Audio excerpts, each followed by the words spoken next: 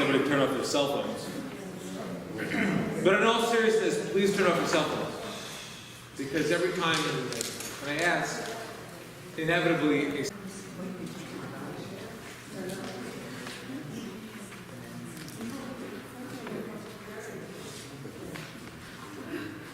tonight we're going to be doing a fresh halakhic perspective on the kosher kitchen. I wanted to do things a little differently. So you see the outline that's on the front page, which was the flyer which was sent out. And I want to begin just with a few words on wine and cheese. Wine and cheese. And the information which I gave you here, we are not going to be reading through in great detail because this will take the bulk of our time. If we go through all the sources which I provided for you, which are in the Shulchan Aruch and in the commentaries thereof. But the main question which we're faced with when it comes to wine and cheese is the question which is really the second question on the front page, which is why are we such sticklers for old rules? Why don't we get with the times? Why is that a question? Okay, we all know that when it comes to the rules of kosher food, that what defines kosher, aside from the proper preparation of meats and the non-consuming of bugs, etc., that what defines kosher is what we call kosher ingredients. Ingredients of things that we're allowed to eat is presumably kosher. Right? So when we look at something like wine comes from grapes. What's wrong with grapes? Nothing. So why is wine that isn't certified problematic? And similarly when it comes to cheese. When you live in a country like this, there's a lot of literature, most famously Rabbi Moshe Feinstein last year, and Rabbi Zev Goldberg from Fort Lee was here. He spoke about Rabbi Moshe Feinstein's presentations and his tshuvas about the dairy industry in this country. And while it's not without a different side, Rabbi Moshe Feinstein's perspective that the dairy companies, which he calls in Hebrew ha-companies, have a very large industry which purportedly would be shut down if they were caught with doing any indiscretions and not using cow milk. And as a result, based on that fear of government, or at least of loss of money, Rabbi Moshe Feinstein's viewpoint, and I'm summarizing it in a very shortened version, was that milk in this country typically doesn't need a hechsher, doesn't need any hashgacha, because the government is doing the hashgacha. Since they can't sell milk that isn't from a cow, so the milk is kosher. That's essentially Rabbi Moshe's perspective.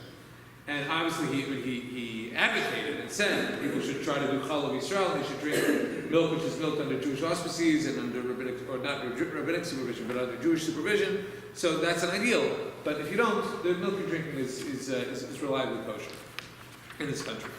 So when it comes to cheese, right, if cheese is coming from kosher milk, so what would be the problem? What would be the problem? Okay, now cheese is a little different than wine. Actually, both of them have a slightly lengthy history, which plays into why they are problematic without hechsher from an Orthodox perspective. I once had a conversation with a conservative rabbi who was a very big hashgacha guru in his movement, and he told me a few things which were very interesting. One, according to the conservative movement, all wine is kosher. Okay, and, there's what to be domestic, all domestic wine. Okay, and there's what to be said about such a viewpoint, which is it's not our viewpoint. That's one thing. The other thing which he said to me was that the idea, again, I'm talking from a conservative perspective, the idea that you can eat in any restaurant and just pick the item on the menu that's kosher. He said to me, that's nonsense. It's a totally flawed reading of the sources about kosher. You can't eat something on the menu which is kosher, which is cooked on a flame or on a grill or in an oven, which is not kosher. That would be against the laws. I'm telling you. All right, well, we can have that conversation afterwards. Okay? Yeah, we can have that conversation. Okay, in any case, so when it comes to the question of wine, so a lot of this is discussed in the Talmud, and the Gemara, and Avodah Zarah, and other places, and essentially what it boils down to is a question of the history of how wine was utilized.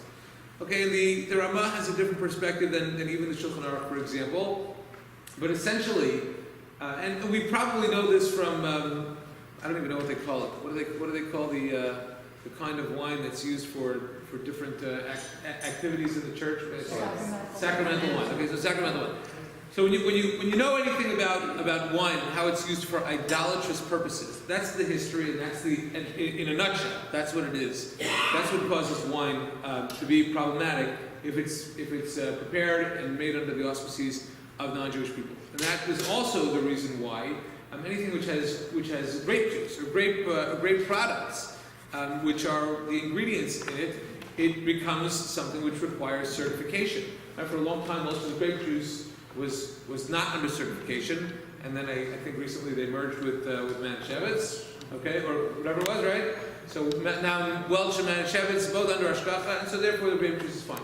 What changed in the process? I think just the eyes looking over it. I don't know. I'm presuming that it's the hashgacha component, which doesn't change how it was processed per se. I'm not speaking from now, but I'm guessing and assuming because of the issue which is raised, and that is the concern over how it is used for idolatry. Now, what's interesting is that if you actually look in the Ramah on page 2, in the very top right source, so the Shulchan Aruch calls this section Hilchos Yayin Nesek. Yayin Nesek means wine which is used for libations. And libations, particularly, obviously not the libations which were done in the Beis Hamikdash, that's okay, but wines which are used for libations of idolatry is what becomes a source of a problem. Now, so he says, that the wine, plain wine of non-Jews is forbidden from having any benefit from it. And the same thing goes if they touch our wine. The Ramah says, because of a gezerah, a decree about wine which has been dedicated for the libations of gods, in other words, with idolatry.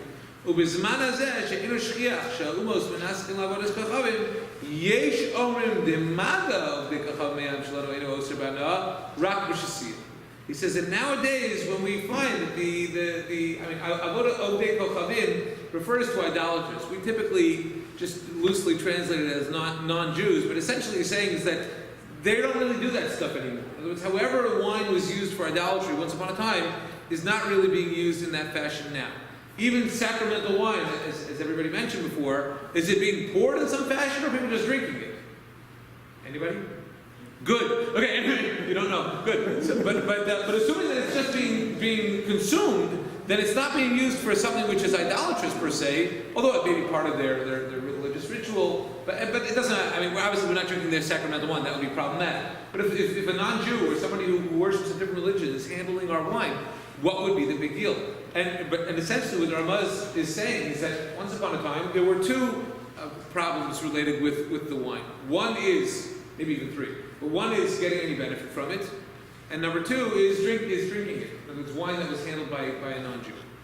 And he says that if they're not doing it now, if they're not using wine for their libations, if they're idolatry now, then it's not forbidden from having benefit from it, but one is forbidden nonetheless from drinking from it. And he later on says, not in this one, but in a different source which I gave you, I'm not going to search through it, but essentially, with all the sources that I gave you, I'm just not going to find the specific one, but he said that the Ramah also says that there are some non-Jews who continue to do what their parents did, even though they have no idea why they're doing it. And some people, and unfortunately some Jews have that same practice, okay, and that's why we have classes, so that we learn why we're doing the things which we're doing. But in any case, so I actually once heard this story about this. A fellow told me that this was his experience, that he was in a kosher restaurant, he ordered a bottle of wine, and the waiter told them that whenever he opens a bottle of wine, he does some incantation or some kind of blessing, whatever it is, and he doesn't even know why he does it, but he goes, I mean, the Ramah talking about this 400 years ago, and this guy is in the 20th century, 21st century, saying that he still does the same thing, because he got it from his parents, he doesn't even know why he does it. Okay, so in other words, it could still be a concern on the level that the Rama talks about. That there are people who do things, even if they don't know why, and it becomes something which is of an idolatrous practice. And anything which is done of an idolatrous practice is something which a person on one level can't get any benefit from. But the argument that I think the Rama is championing is that if the person doesn't know why they're doing it and they're not religious per se in the manner in which was once upon a time problematic, then at the very minimum they make the wine forbidden from being consumed by us. So this is one of the reasons why many of us are familiar with the idea that there are two kinds of kosher wines that you may buy off a shelf. One is called mevushal wine, and one is not mevushal wine. What is mevushal wine? Mevushal means cooked. Something which is cooked is tainted by definition. It's not pure in the pure sense, and so it's not something which could be used for a wine libation. So if a non-Jew handles a mevushal wine, it's not something which they could have used anyway, because it's against whatever their approach was. If it's non-mevushal, in other words, if it's a purist's kind of wine, so it has to be handled only by a non-Jew, only by a Jew, only by a Jew in the way that it is open and who pours it and such. So I know that there are people sometimes who are wine enthusiasts and purists who, when they have a non-mevushal wine, it's under lock and key. Right? They want to make sure, if they have a simcha and there are non-Jewish waiters, for example, they make sure that the better wine, the non-mevushal, the non-cooked wine, is under Jewish auspices and Jewish hashgacha. Hashgacha means just watching, certification, if you will. Does it have to be done by supervision? Does it have to be done by a rabbi? No, it has to be done by a trustworthy Jew, and as long as it's done by a trustworthy Jew who knows whatever rules are associated with whatever we're talking about, so that is the case. So when it comes to wine, therefore, because of an old tradition relating to idolatry, we continue to maintain that we at the very least, even if you can get benefit from it, there are different definitions of what benefit is. May you serve it to a non-Jewish coworker. May you give it as a gift to a non-Jewish coworker. May you own a liquor store and sell non-kosher wines. Okay, you have a different problem. If you have Jewish customers and you sell them non-kosher wines, so that's a concern of what's called lifnei either. You're putting a stumbling block before the blind. So that's a different question, and that is why certainly any kosher supermarket is obviously only selling kosher wines, and I think that's a good way to go. And if a person owns a liquor store, so a Jewish person owns a liquor store, so it could be that they should stick to the spirits and leave the wine off the shelves, owing to the different questions related to the concern about getting better. When it comes to cheese, so there are two different. I'm not a cheese processor. Actually, one of the Hilchos 101s that we're going to have, I think in March, if I'm not mistaken, is going to have an insider's look on the kosher industry. So we're going to get a Rav Hamachshir, one of the gurus from the kashrus industry, hopefully down here, to come in to explain a lot more about the processing and about the way things are done. But to my understanding, there are essentially two ways that cheese is prepared. One is using what's called rennet from an animal, and one is a microbial. In other words, some bacterial type of rennet which causes the milk to harden in a way, or to process in a way that will turn it into cheese. So, for the most part, obviously anything which is not involving an animal, ingredients-wise, you're not going to have any problem as far as if you're using some type of bacteria, which is presumably kosher, and turning the milk into cheese, that the cheese is going to be kosher. When it comes to using the animal rennet, we have a different problem. And the problem that is raised, it's not a question of what's called basar b'chalav. We all know we don't mix milk and meat. But if cheese can be made in a kosher fashion in that way, and it can, so the concern is not a question of basar b'chalav, because the prohibition of basar b'chalav, of meat and milk, in terms of preparation, obviously in terms of eating is a different story. We don't eat them together no matter what. But in terms of preparation, the prohibition is in cooking. And the process of cheese, of making cheese with animal rennet, doesn't, to my understanding, doesn't involve cooking. It just involves the bacteria. Again, I'm not a cheese guru, but whatever it is in the rennet that turns the milk into cheese is something which doesn't get absorbed into the milk, into the cheese. It's just there, it turns it into cheese, and therefore it's not something which is non-kosher. The problem that we have, though, is if the animal rennet is A, not kosher, then you have a problem, or B, if it's nevela. Nevela means it could be a kosher animal, but if it wasn't slaughtered properly, then you can't get any benefit from that either. And that's what's called in Hebrew nevela, and this is largely the concern which is raised here as well. And as a result, even with cheeses which are not made with the animal rennet, even with cheeses that are not made using non-kosher ingredients, there was a gezerah, a decree, which was applied to cheese in general.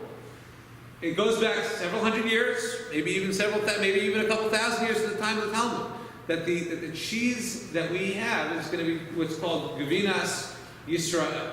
Gavinas Yisrael. And by Gavinas Yisrael, it means that it's done under supervision, which is why there are cheese companies that sometimes have hashgacha and sometimes don't, because they have different runs of it. They have one run of it which is done under supervision, with a Jew watching and observing, and then they continue to do what they do. Is there a difference in the cheese? In all likelihood, not. But because owing to this gezerah, owing to this decree, which is an ancient decree about cheese, we continue to have only cheese which is prepared and which has under the auspices of Jewish eyes, and therefore which has hashgacha. Okay, now, obviously, there are different viewpoints on this. I once spoke to a person who was, to a certain extent, a leader in the kashrus industry, whose hashgacha, even though he was personally Orthodox, and I think that a lot of things which he did were certainly l'shem shamayim, but his kashrus organization was not largely accepted by the establishment and by the Orthodox community in general. And he said to me, quote, that I hold that all cheese is kosher because it's all done microbially. In other words, without animals. That's the way it's done nowadays. So that was his viewpoint, and there's what could be said about it, assuming that you are disregarding this gezerah. And that goes into a larger question about how much do we stick with the days of old versus how much do we evolve. And it is a larger question, because essentially what we would need in order for this to change is for all the rabbis to agree to say, that's what it is, this is what it is. That we accept all kinds of cheese because we know it's all done without the animals, and it's all done with regular cultures and bacteria which are kosher. And so if everyone were to agree to that, then we could change. But obviously, good luck with that, right? It's like Kitnios on Pesach. Yes? The issue is the rennet. The rennet comes from an animal. The animal is not slaughtered and kosher, so it's no good. But the issue is that the rennet that is used today, any resemblance between it and the animal, it's processed, and it's a powder. Right. And it's either Enoroy Lafilafkala, or it's Doroshin Ishtovo, Biria Kadosha. It loses its status of whatever it was, just like dried chicken bones, as we say. They're no longer flavor. And that is the whole issue. Right. I can add a personal. We'll have personal My evidence. parents, we're a Yerushalmi family. My parents were born in Yerushalayim, my grandparents. We always ate any kind of cheese. Okay. But so I share the different. Thank you, Rabbi. I share the different perspectives, and I'm sharing the viewpoint that we espouse here. And obviously it's open for discussion, but I can't have the discussion now in the interest of time. Okay, moving right along. Okay, the next set of questions here is regarding pantry items and produce. What always needs hashgacha, kosher certification? What does not need hashgacha? Okay, so if you turn to page 7, sorry, things are a little out of order. So I gave you on the bottom a few links which you could look at. The middle one, I believe, is from the Starcade website. It lists a bunch of items which does not need kosher certification. Now, by the way, Pesach time, when the Orthodox Union and when the CRC put out their magazines about what requires Passover certification, what does not, they always have a list of what does not require Passover certification. And they'll include there, for example, unflavored coffee, unflavored tea, and a whole bunch of other items. And once you go into that realm, you realize that there are a number of things, for example, that do not require kosher certification at all. And the reason why they don't require kosher certification at all is because they're prepared one way, and if it's prepared in any way outside of that, then the name of the item changes. So one example for that, like baking soda, for example, which is on this list, okay, or baking powder. Baking powder. Okay. Beer, domestic beer, for example. Domestic beer is largely prepared in one way. It has grain ingredients and whatever else that goes in there. Okay, but domestic beer doesn't require hashgacha because there's nothing added to it, unless it's flavored. If it's flavored, different story. Okay, and you can take a look at this list: cornmeal, cornstarch. I mean, obviously, things which are not food here. Some of the things which they have here are not food items, such as aluminum foil and dishwashing gloves. And there are a lot of things which you find in the supermarket which have hashgacha on them. And the question is whether they really need hashgacha. Sometimes, just for example, Pesach time, they have plates which have paper plates which have Passover certification. Why? Because there may be a trace of cornstarch of some kind, a kitnios item. At that point in time, the cornstarch is more than batal b'shishim. It's certainly not ra'i la'achilas kelev. Batal b'shishim means that it's nullified through a process of what's called 1 in 60. It's not even considered to be food. It's not lo ra'i la'achilas kelev. Nobody's looking. Anybody who's looking the paper plate for its cornstarch has other problems which we don't need to get into. Okay, so this is the reason why things like that. Yes, obviously the kosher industry has its hand in a lot of pockets, and so it's going to give hashgacha to a lot of things, but it's not required. Okay, I mean oven cleaner. Is anybody eating oven cleaner? No, I'm just kidding. I mean it goes into an oven. Fine. Okay, but we'll get more into that. On the left side, I want to go through these things quickly, and then I'll take your question. Okay, this list is obviously not exhaustive, but I just wanted to address a couple of things which might be questionable, and some which have come my way.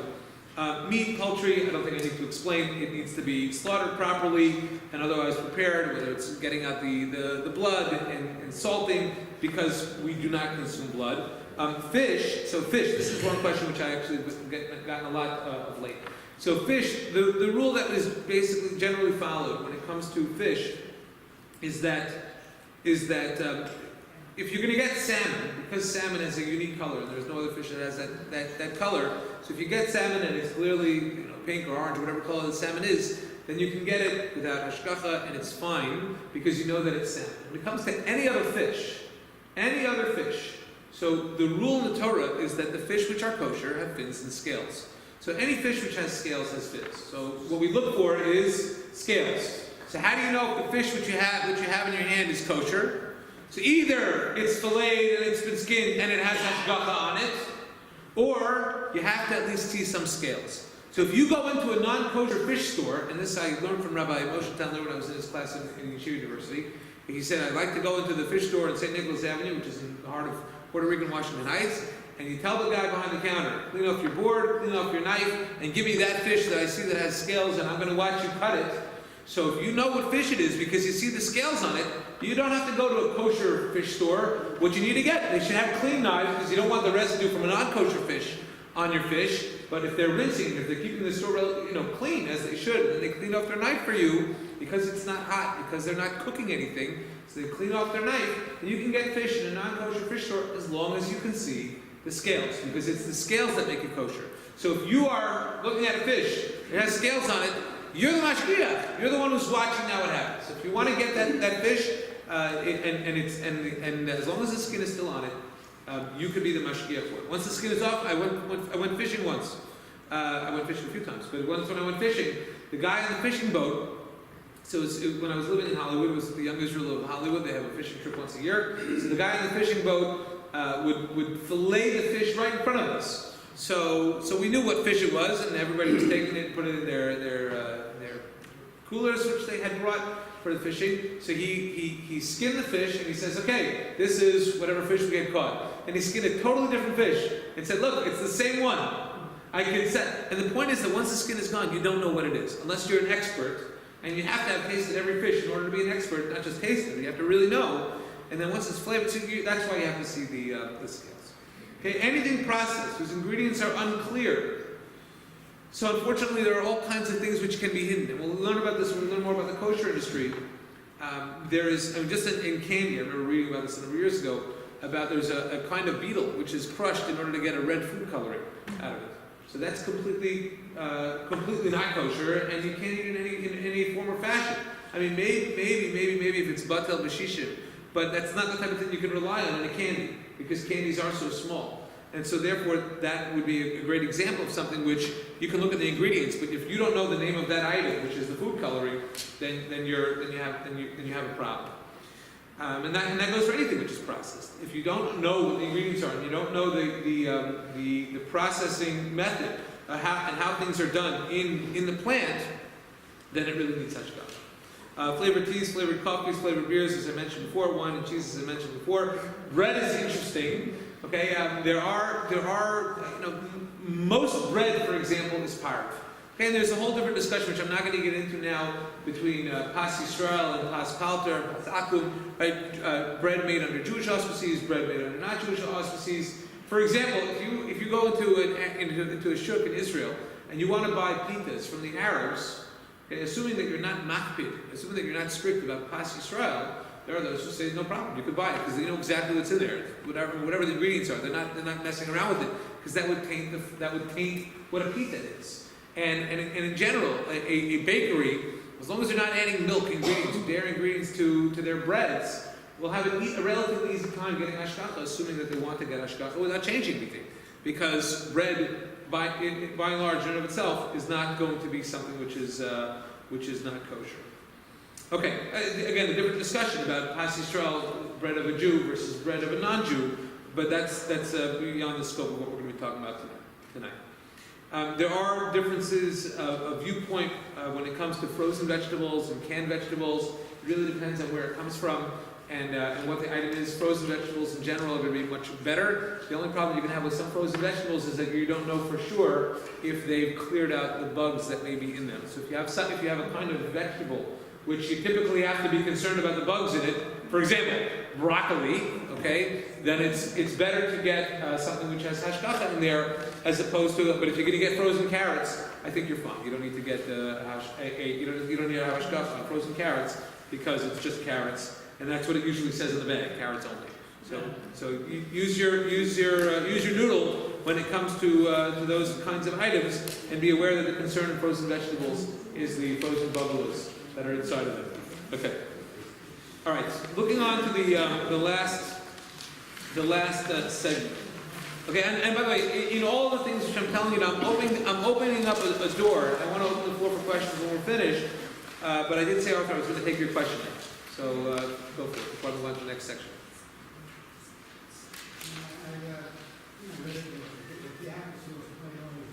I can't hear you. Yeah. Yeah, I mean that's again. I lifted this straight from the Star K website. Applesauce, plain only, even with high fructose corn syrup and vitamins. That's the Star K. Yes. I have heard people say that the triangle K there's a question about it. Okay, I'm not going to comment about things while I'm being recorded. Okay.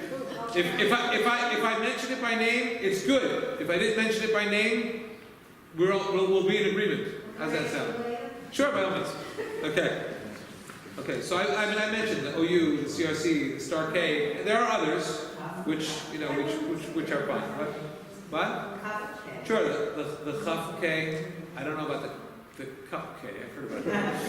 I've never heard of that one. No, I'm not kidding. There is such a hashgacha, but I don't know anything about it.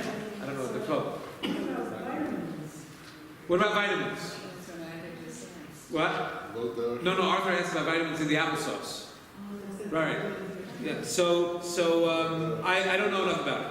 Okay. In general, I think the vitamins are fine because they're not coming from animals. But if they I don't know enough about it. I'm not gonna answer. Okay. Yes. How about sodas? How about sodas? So sodas should have hashgacha or a hashgacha company that's behind it. Because do you know what fennel no, Jackie Mason has a routine about soda. And he said, I looked at the ingredients on the bottle and had just what I wanted. Sodium flocate, rakadal. They start to make up names of things which are in there. If you know what those things are, then in all likelihood you're fine. But if you don't know what they are, I mean, sodas, especially diet, are largely chemicals, which we could talk about whether we should be ingesting anyway. Different conversation for all soda. But yeah, I mean, I would say you should go with something which has hashgacha to be on the safe side. Okay. The last part of the class tonight focuses on these main 4 questions. This is not your grandma's kitchen. Do I need to have 2 sinks? Do I need to have 2 ovens? Do I need to have 2 dishwashers? Do I need to have 2 sponges? Okay. Now, I actually once gave a version of that class here, but it's been 2 or 3 years since that. So some of the things which I gave you here are taken from there, and that's the box on the bottom of page 4. That was the outline which I used for that class, and the words which are in there are defined for the most part above it on page 4. Okay, we have to understand that when it comes to all of the questions which are raised there, 2 sinks, 2 ovens, 2 dishwashers, and 2 sponges, it boils down to a very simple question. Is what's going on in any of these places something which is considered to be halachically cooking? When we talk about the idea of separating dairy and meats, I mentioned this before in the context of the creation of cheese, that if it's not done in the context of cooking, and cooking is done through the transferring of heat, then there's not considered to be any real mixing going on. I wouldn't say that you should put a slice of cheese on top of a cold hamburger and put that together. You're not violating any cooking issues if you do that, but you are eating them together. We don't eat the dairy and the milk, dairy and the meat together. So that's a separate question when it comes to the mixing of these items. But if, let's say, I have a quote-unquote dairy sink, okay, and then I have a pot of chicken soup, which has cooled down, and I pour my chicken soup into my dairy sink, cold chicken soup into my dairy sink. Have I, just because the chicken soup is whatever, it stayed out overnight, and now I don't want it anymore. So have I ruined my dairy sink? Do I need to kasher it? Is it a problem? So it's a very simple question. Was there any cooking which went on in the sink? And the answer, of course, is, in that example, no. And so there's nothing. When you clean the sink, you don't want to have any of that grease in there. But because there's no heat being transferred from the chicken soup into the actual sink, you haven't trafed up your kitchen. Okay? And so now, the real question boils down to, how do we conduct our kitchens? In using the sink as an example. Okay? And the same thing, by the way, applies for the use of sponges. Okay? And that is, do you ever use, now, I did a very non-professional poll in my own house, okay? How often do we put boiling hot anything into a sink? Well, before Pesach in your country, thank you, Leah, okay. right. Okay, what? Okay, all right. So if that's the case, then you do have a question. You do have an issue. Okay, you're using boiling water. Okay, so when you say very hot water, how hot? And you pour it over your chicken? Oh wow. Okay, so that I've never seen. So we should talk afterwards. Okay, but in my house, the only time we ever pour anything which is so hot into the thing is when you're draining pasta. Okay, that's it. Now, when you drain pasta, typically, unless you're actually cooking your pasta with butter inside, it's pasta, right? Okay, so it's parve. So the boiling hot water, and assuming that your sink is otherwise clean, it's not doing any cooking to anything, and it's parve anyway. So anything else which you do, even when you're washing dishes, if you're washing dishes, how hot are you going to let the water get? You don't want to burn your hands. So it's not going to be more than what's called yad soletisbo, usually, assuming that you're putting your hands in there. Now, if you're soaking things in boiling hot water, different conversation. And everybody here knows your kitchen better than I do. So if you are in fact putting boiling hot in your sink, so we have to have a different conversation. But if you're not, and if the water never gets more than what's called yad soletisbo, hotter than what your hands can handle, then according to halacha, you're never doing any cooking inside your sink. So if you're never doing any cooking inside your sink, then your sink doesn't become milchig or flakeshig because you're never cooking in there. It's always treif. It's always parve. Okay? I grew up in a rabbi's house. We always had one sink, and my mother always used to joke that our sink was tricky. And it was. And it doesn't really matter, because anything that goes into your sink, and again, assuming that you're using the sink in the manner which I've described, is there's no cooking going on. So anything that gets on there, you can wash off and you're fine. Now, if you are doing what you're doing, and if you are cooking and you only have one sink, then what do? Then it's recommended to have a rack on the bottom of the sink to prevent touching with the actual sink, so that this way, on the one hand, you're saving your sink, and on the other hand, you're saving your food. But that, again, is a longer conversation. It really boils down to how do you conduct your kitchen. When it comes to the use of sponges, take a look at the bottom right in number 4. Okay, so again, the question is how hot. If you're using a sponge, how hot is everything that you're using getting? When it comes to the use of soap, raise your hand if you eat soap. There's always one guy. Okay, thank you. Okay, so nobody eats soap. Soap is not food. Soap is in the category of what we call a no same tam with gam. It gives a flavor which deteriorates whatever food we're talking about. Okay, you want to make something inedible? You want to tell your grandchildren, don't eat this, it's spoiled. No, we love it, we want to eat it. Pour soap all over it, they won't eat it. That's no same tam with gam. And maybe your grandchildren, okay, I'm just kidding. Okay, but nobody eats it with soap. So when you want to kosher something, for example, you have to make it what's called no same tam with gam. If you have to kosher a pot, for example, you can kosher a pot typically by putting boiling water in it and having it overflow. But if you want to kosher a pot within 24 hours of the last time it was used, you put soap inside, or you put bleach inside, you put ammonia inside, or something like that, and then you boil it. You don't even have to wait 24 hours, which you would normally have to do, because of what's called no same tam with gam. You're putting in a flavor which is changing for a negative benefit. It's a negative benefit.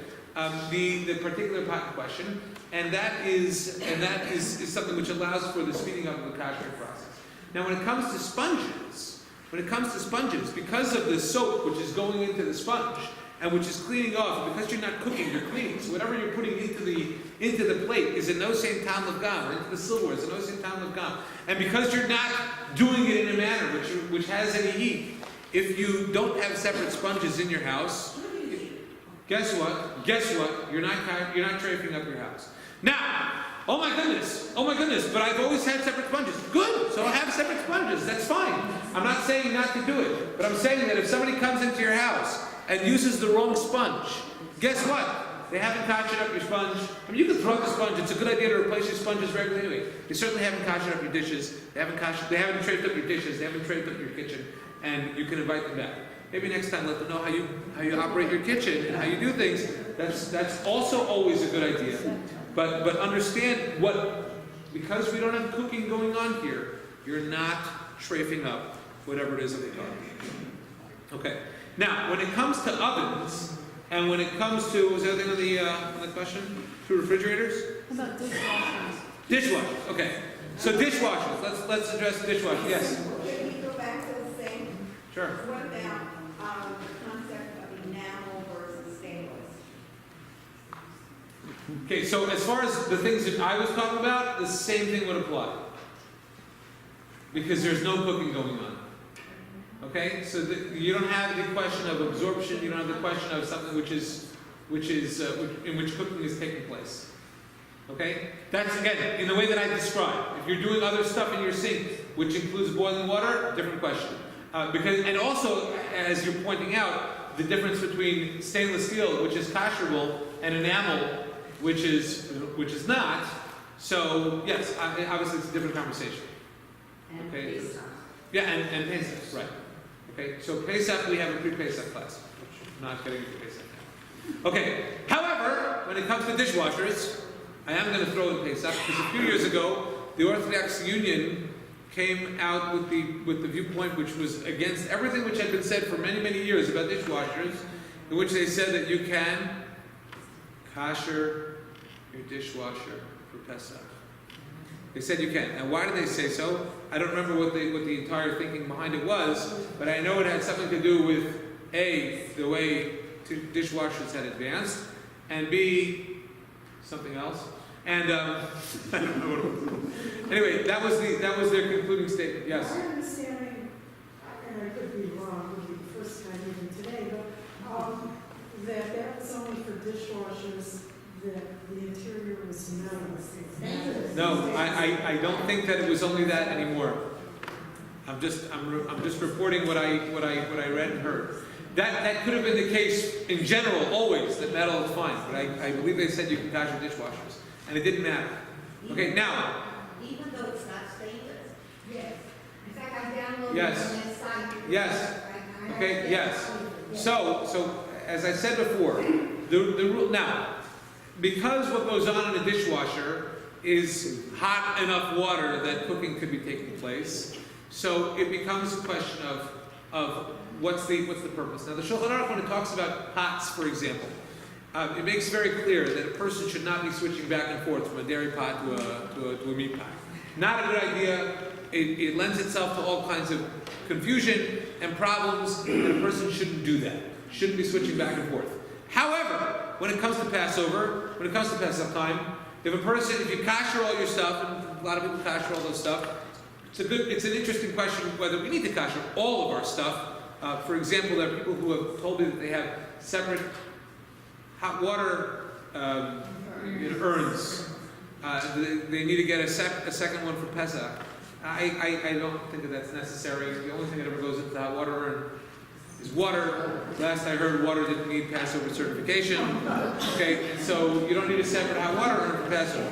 Okay, but obviously if you use a pot for pasta, it's a chametz tikka pot. If you use a baking dish, which is kosherable for baking bread in it, so it's chametz. So that of course would need to be koshered if one were to want to use it. So how does one go about doing that in Pesach? So the answer is, what you do is you're not supposed to use something for at least 24 hours. And if you haven't used something for 24 hours, then you can kosher through the methods which are described in the Passover booklets, whether it's something which needs to be blowtorched or whether it needs to be boiled over a stovetop, as I mentioned before. So those are the methods which are possible. Now you kosher something. This was in your dairy pot. You decide, hey, you know what, this would make a great chicken soup pot. Okay, can you do that? And so the answer is, for Passover, you can do that. Okay? You can do that. Now, is that going to be a source of confusion for you if you're always used to using this pot for whatever? Of course it is. So you have to make sure that it doesn't become a source of confusion. But even though we allow it once a year for Passover, we don't recommend it throughout the year to switch back and forth because of the confusion which would inevitably ensue. And so the same thing would apply to a dishwasher. Let's say you don't use your dishwasher for a week. Okay? And now you have it's your meat dishwasher, and now you have a dairy meal, and you have a ton of dishes, and you only have one dishwasher. And normally you do your dishes, it's only 2 people. You always have that. Can you use it? Can you use it for your dairy dishes? Okay. Okay. So I believe that following the perspective that the OU has said that you can use it for that. Now, if you want to be on the safe side, then you run an empty cycle in between, and that koshers your dishwasher. It's like how you kosher a microwave. How do you kosher a microwave? You clean it very well. You put whatever cleaning agents. You put a bowl with water. You turn it on high for 10 minutes or so. You've koshered your microwave. And the same thing applies to dishwasher. You want to be on the safe side. You run an empty cycle with soap. And there you go, you've koshered your dishwasher. If you haven't used it for a week, I don't even think you need to do that. Yes? I bought my house almost 2 years ago, and I never used the dishwasher. I'm really allowed to use it from the previous owner. Yeah. All these years, my hands... You're welcome. Yes? My daughter was in the car. 3 or 4 years ago, 5 years ago, went to her house, and I said, oh, you're going to go from substitute? Or she said, no, both, at the same time. She went to that, At the same time or separate dishes? No. Right, okay. Right. So now I say just wait for a week. I don't even think you need to wait a week. I think you have to wait a day. There's a rule of what's called ben yomo. Something which is within the same day, then you don't use it for the same. It's a little more complicated. But if you wait 24 hours, if you wait a 24-hour period, it gets out of the realm of harder to kosher and gets into the realm of much easier to kosher. And certainly, anything which hasn't been used for a year is in a totally different category.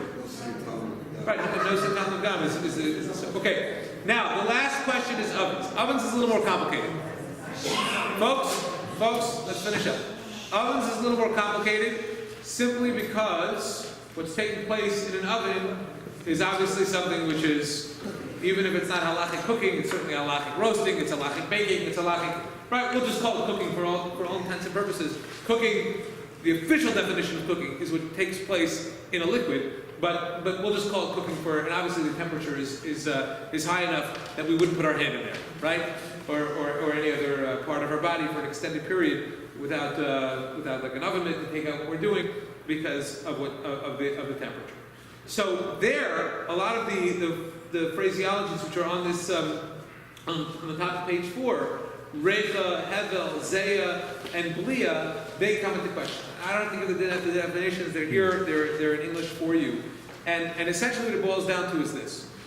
The question is, if these different items, the aroma which is emitted from a food, the steam which is emitted from a food, is considered to be that food, so much so that if it's in the same proximity or the same vicinity of a food of a different caliber, in other words, if the steam off a steak, for example, or off a roast in an oven would happen to touch a dairy pudding, would that render the dairy pudding, for example, let's assume for a moment that the dairy pudding doesn't have steam, and it's only from the meat where you have the steam, it's going like the dairy pudding. Would that make the dairy pudding now no good? Okay? So what do y'all think? Those who think that the dairy pudding would now be no good, raise your hand. Yeah, at the same time. Uncovered, no, there's steam getting around. So those who think that dairy pudding is now problematic, raise your hand. Everybody raise your hand, go ahead. Good, you're all right. Okay, good. Yes, so in that type of case, it would be problematic. Now what happens if there's no steam going around because you've covered both items in such a manner that there's no steam, and let's assume for a moment that there's no rayach which is coming out from the food because it's covered up. You use a heavy aluminum foil. Okay, there's nothing which the two pots aren't touching, so you don't have a problem with what's called blia, absorption. Whether blia is a real problem today, or whether it's just a halachic problem. Blia means that basically that the taste of the food is absorbed in your pot. So let's say you have a chicken soup pot, for example. This is what you use for chicken soup. So we all know there's chicken schmaltz, which is left behind in a chicken soup pot after you cook it. So unless you can clean that all so that we understand. You see it, even if you can't clean it all out perfect. Let's say you get down a really good scrub. You take out your Brillo pad and you clean up all the chicken schmaltz, and this thing looks like it just came out of the box from whatever superstore you get it from. So would you now be able to use it? Right? Would you argue, not would you now be able to use it, obviously it's a fleshy pot, you're not going to be doing that, but would you now be able to argue that there's no chicken soup left in this pot? It's totally clean. I scrubbed it, I Brillo padded it, I did everything that I needed to. So halachically speaking, we would say, yeah, there are blios, there are absorbed flavors of that chicken in the chicken soup. So even if it's spotless clean and you would swear that there's no chicken in there, halachically there's chicken in there. And so those blios are in the pot, and they would get absorbed if that pot were to come in contact with food on the outside. So if my piece of pizza were to touch that pot on the outside, for example, when the pot is hot, having just cooked chicken soup, so that pizza I have to get rid of, okay, because of what's called blia, because of the absorption. So when it comes to inside an oven, I highly recommend, I think I gave it to you. So take a look over here, okay? Cooking milk and meat in one oven. Okay, on page 5 and page 6. 5 and page 6. And if you look at the top of, on page 5, for example, I gave you further links where you can read more about these different topics for yourself, just to become more educated. Okay, there's only so much we can cover in a class of this length, but we can all read for ourselves. These are articles which are written in English, so for anybody who can read English, you can read these articles. If there are terms which you come across which are difficult to understand or you don't understand, feel free to contact me or to try to find the answers in whatever manner would suit you, but I'd be happy to have longer conversations about all of these things. So when it comes to cooking milk and meat in one oven, basically there are 2 points that I would recommend. Okay, number 1 is to cover things.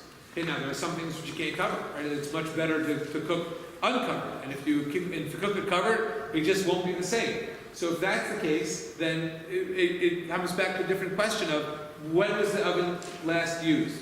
In what manner was it last used? Okay, so if, let's say, for example, you have to cook a roast, and the last thing you cooked in your oven was a dairy pudding, but when was the last time that you used the oven?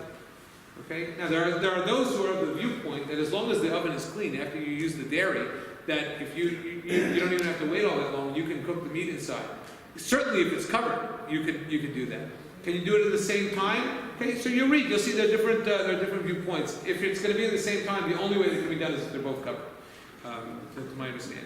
And when it comes to the idea of using things zach one after the other, so there are different protocols. One view will say if you wait 24 hours, another will say wait a few hours, another will say clean the oven, let it cool down, clean it, make sure that there's no steam left over, there's no residue from the steam. There are different perspectives out there. So I share with you because I don't want to decide for you. I don't know how you run your kitchen, but the point is that if you look at the viewpoint of the Aruch HaShulchan or Rav Aaron Lichtenstein or Rav Moshe Feinstein or Rav Feivel Cohen, all of these are obviously much larger shoulders than anything that I can bring to the table.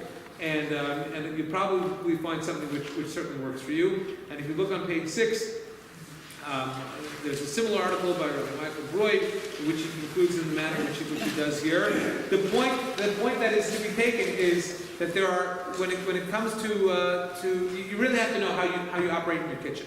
And if you know how you operate your kitchen, for example, you're always covering things, then I don't think that you ever have to wait between meat and dairy. When it comes to using an oven, you don't need a separate oven. And even if you don't cover things, so there are different viewpoints out there as to what is remaining inside the oven, and therefore what would determine how your oven would be used without having a second oven. Okay. So hold on. I want to make sure that I addressed all my questions before I take more questions. Okay. We will also discuss the definition of cooking, how it plays into addressing many of these issues. I think I did that. What does it mean to have a kosher kitchen even without a rabbi or mashgiach supervising everyone's home? Okay, so this is the last point that I wanted to raise, and then I'll take questions for a few minutes, and then move on. So when it comes to what does it mean to have a kosher kitchen even without a rabbi or mashgiach supervising everyone's home? And I think that I know some of the things which I've said probably even bother some people here tonight. And for that I don't apologize. But it's good. Open up our eyes. We should learn more. So that's good. But I think that for the most part, we all try to do as best as we can. And if we're buying kosher ingredients and if we're as careful as we can about separating our meat and our dairy and not cooking them in any manner in which there's a mixing going on, there's a basic element of trust that we have that a man has for his wife, that a woman has for her husband, and that friends have for one another. And so, just as if I come home, my wife feeds me whatever she's put together, I don't have to start asking her, where'd you buy this, what are all the ingredients and whatnot, and vice versa. That is the way that we try to conduct ourselves. If there are people who are not so careful, so don't invite people into your house. Be honest and be aware of the other people's sensibilities and sensitivities, and of course the care which they try to have in their own kosher consumption. And it's not a discredit, and it's not a demark against people. Everybody approaches God in their own way, but there is that element of trust that we need to have for one another, that we're all trying to do right by ourselves and by God. And therefore, that's how we have to function, and that's how we have to operate. I'll just give one final anecdote related to that, is that when my wife and I were first married, so we lived in Forest Hills, which is a transient young community, and a lot of people come, move in, move out, all the time.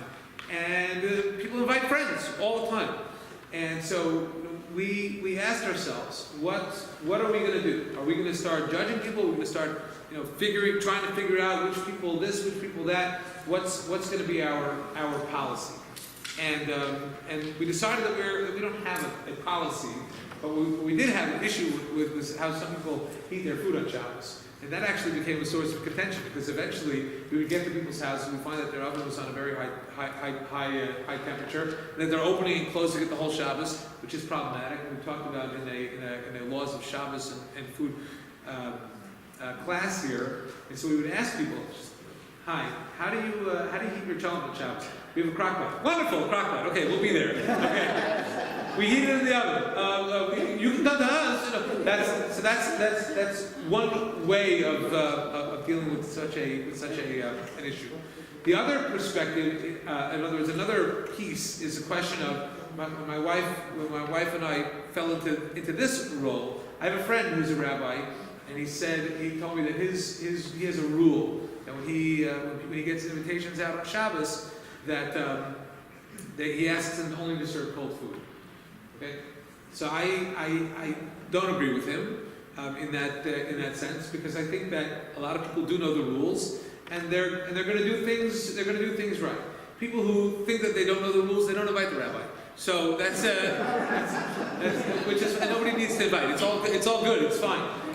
But and there are some rabbis who have a carte blanche. They don't ever eat out, and that's another choice that some people make. But in my view, it shows a lot of lack of faith in their constituents and their congregants. And I don't prefer to have such a viewpoint. I prefer people to be aware. If you think your standards are not up to par, so be aware. And I think that people are very good about that. And I think that the bottom line is that it really boils down to trust. Do you trust people or do you not trust people? I like to think that we trust people. We hope that people are trying to do the right thing. And if they're not yet at that point, they'll let you know, and hopefully we can bring people along for the ride. For those who have come to kosher a little later, for those who are for the first time having a kosher kitchen and may need a little handheld along for the way, so they ask questions and we learn, and hopefully in due time we all get to where we have to be, and that's how we build a community, through trust and learning. Okay, I'll take questions now. Yes. I just heard recently there's one company has their foil pans has an OU on it. Does that mean that all the other pans are not kosher, or what does it mean? So I heard something similar, and it would probably boil down to a question of what coating is used on there. And the real question, which I don't have the answer to, is assuming that the coating that's on there is like of some kind of fat, is it really a problem? In other words, is it so far removed from whatever it was originally that it's not considered food? It doesn't get absorbed. I mean, I don't know what it is, but so that is I just heard this recently as well. So it would also be something with Sarachim we'd have to look at. Okay. I mean, obviously, if it has hashkacha on it, it's not because you're eating the pan. It's because you can use it to cook your food in it. Mm-hmm. I'm going to go around this way. Yeah, but Could you just briefly discuss the plata? a plata, Yeah. privately. Okay. Yeah. Microwaves. Yes. Can you cook dairy and meat in the same microwave? So I think the answer. Not the same. Right, no. So the question is whether you can cook dairy and meat in the same microwave. I think the answer is yes. There are plenty of people I know who, just to avoid any kinds of issues, they get these covers for the meat and for the dairy and whatnot. The main question is what's left in the microwave after you've taken your food out. Okay? No, so steam, yes, clean away the steam. I mean, yeah, it's always a good idea to clean your microwaves. Okay, but if you have food residue, clean your microwave. Okay, I mean, because look, the truth is that microwave, halachically speaking, is not considered to be cooking. It's just not cooking. It is whatever. It changes the attributes of the food, but it is not halachic cooking. So whatever is going on there, the reduction. I'm not a scientist or an engineer. I don't know how a microwave works. My wife calls anything that changes its qualities in the microwave nuking it. So. Is it fire? Is it fire? No, it's not fire. Microwave? No. Okay, next.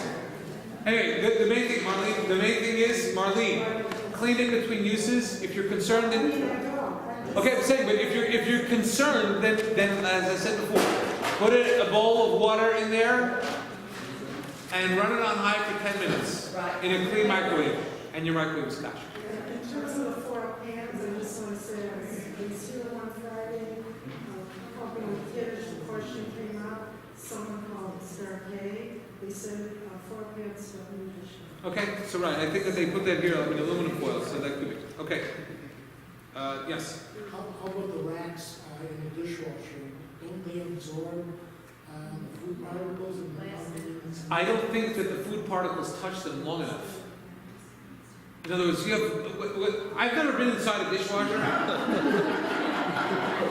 even as a- but my understanding is the spray is just spraying around and it's like a hullabaloo of water in there, and the soap and however it works. So yeah, I mean, it gets on the plate obviously, but I don't think that it's on the racks in any way, which is long enough for you to say there's a blia, an absorption going on here that makes it something which would be a milkshake or inflation. No St. Thomas gum. And the no St. down with the soap, which means that the soap itself it deteriorates any flavor, and that's why the dishwasher is not problematic. Yeah, sure. Rabbi, that's the conflict I have. Maybe I can boil it down to the definition of cooking. Cooking implies to me that you can eat it, but I get the feeling that maybe that's not it. It's just that process of the heat. Yeah, it's the heating up of I mean that's what cooking is. Now the thing is, what are you cooking? Okay, if I cook a pot full of bleach, so I'm cooking it, but it's not to eat, but it is cooking. So what happens in the cooking?